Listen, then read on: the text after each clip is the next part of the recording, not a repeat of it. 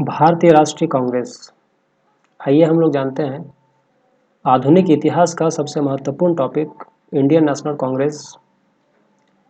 संस्थापक कौन थे, स्थापना कहाँ हुआ, मेन लीडर्स कौन थे, कहाँ कहाँ मीटिंग्स हुए, प्रथम अधिवेशन, द्वितीय अधिवेशन, उस अधिवेशन के अध्यक्ष कौन थे, वे सारे तमाम चीज़ जो कांग्रेस अधिवेशन से जुड़े हुए सवाल अक्सर परीक्षाओं में पूछे जाते हैं, उन सभी तथ्यों को देखते हुए मैंने इस वीडियो के माध्यम से कांग्रेस के बारे में सभी प्रमुख जानकारी देने का प्रयास किया है। आइए हम लोग देख लेते हैं सबसे पहले एक झलक कांग्रेस का जो उदय होता है, स्थापना होता है। यह कहीं ना कहीं भारतीय जो आज़ादी के लिए जितने भी संघर्ष हो रहे थे, उन संघर्ष में से बहुत सारे ऐसे पार्टियों का निर्माण हुआ, बहुत सारे ऐसे दल बने, टूटे, लेकिन एकमात्र ऐसा पार्टी, ऐसा गठन हुआ कांग्रेस का जो अंतिम रूप तक कहीं ना कहीं अंग्रेजों के साथ लड़े और फाइनली देश को आज़ाद किए।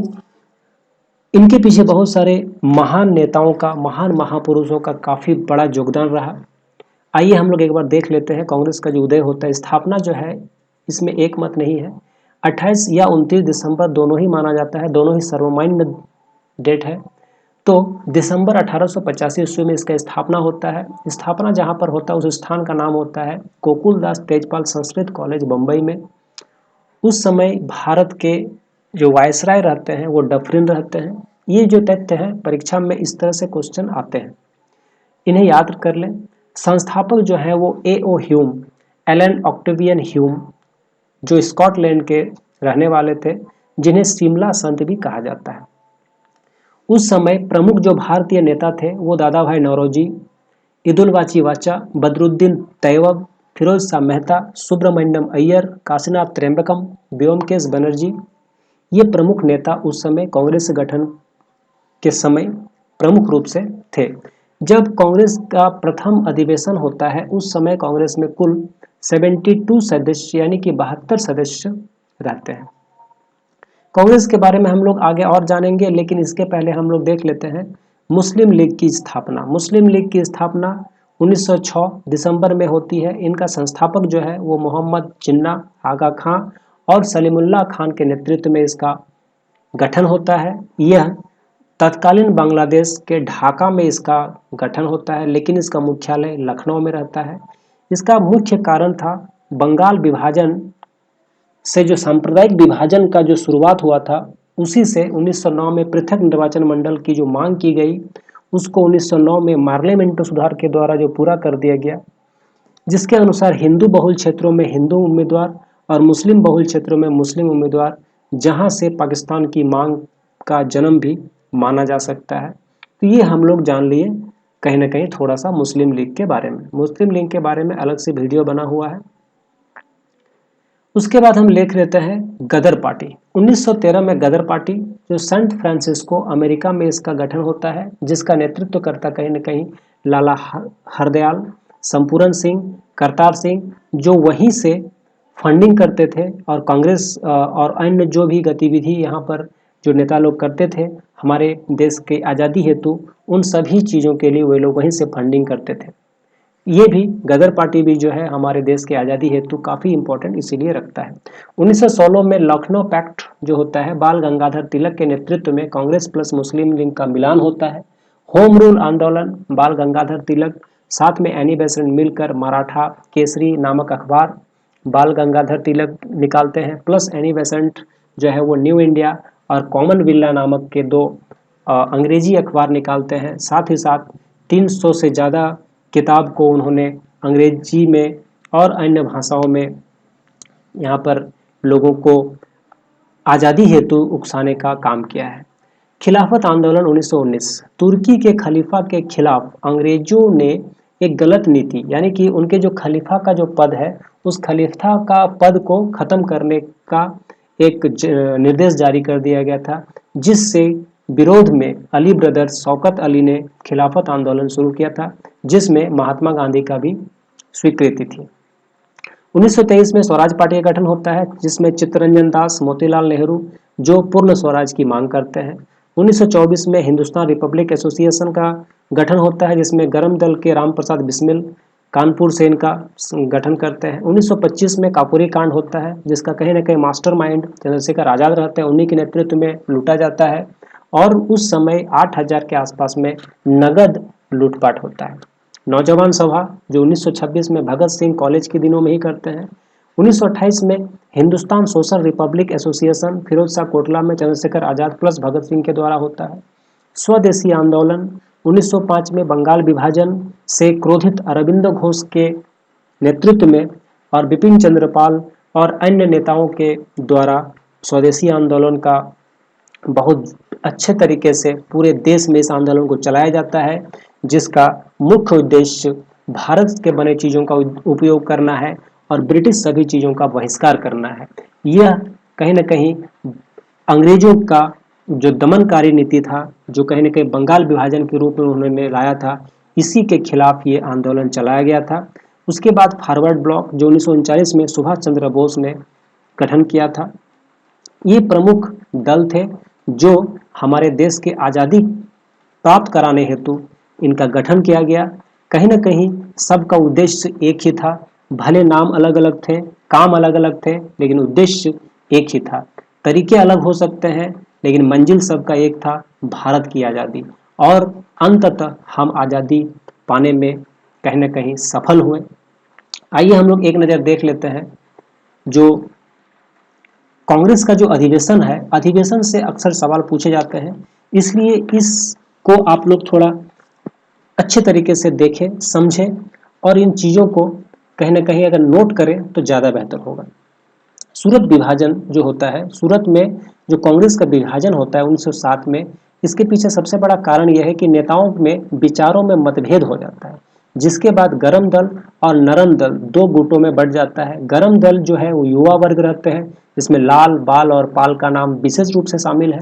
नरम दल में रासबिहारी बोस, गोपाल कृष्ण गोखले का नाम मुख्य रूप से है। इस तरह से गरम दल का जो है, उनका कहना था कि हम आज़ादी छीन कर लेंगे, हमें आज़ादी भिक्षा के रूप में नहीं चाहिए। लेकिन नरम दल का कहना था कि हम अंग्रेजों से लड़के नहीं जीत सकते हैं, इसलिए हमें कहीं ना कहीं अपने बातों को बहुत ही अच्छे तरीके से उन लोगों के बीच रखना चाहिए और तभी हमें आज़ादी मिलेगी। दोनों का मत अलग था, इसी मतभेद होने के कारण दो पार्टी होते हैं, एक नरम दल और एक गरम दल, लेकिन दोनों का उद्देश्य एक रहता है और आगे जाकर फिर दोनों मिलकर काम भी करते हैं। तो आइए हम लोग देख लेते हैं प्रमुख अधिवेशन। सबसे पहले 1885 में जो अधिवेशन होता है वह होता है बंबई में, जिसका अध्यक्षता व्योमकेश बनर्जी करते हैं। 1886 और 1906 में कलकत्ता में, जिसका अध्यक्षता दादा भाई नौरोजी करते हैं। दादा भाई नौरोजी को ग्रैंड ओल्ड मैन भी कहा जाता है। 1887 में मद्रास में जिड्स में बदरुद्दीन तैयब अध्यक्ष रहते हैं। 1888 में इलाहाबाद में जॉर्ज यूल प्रथम अंग्रेज अध्यक्ष। ये सवाल पूछे जा चुके हैं। 1889 में बंबई में विलियम बेडरबन। 1890 कोलकाता फिरोज शाह मेहता। 1895 और 1902 में पुणे एवं अहमदाबाद में सुरेंद्र नाथ बनर्जी। उसके बाद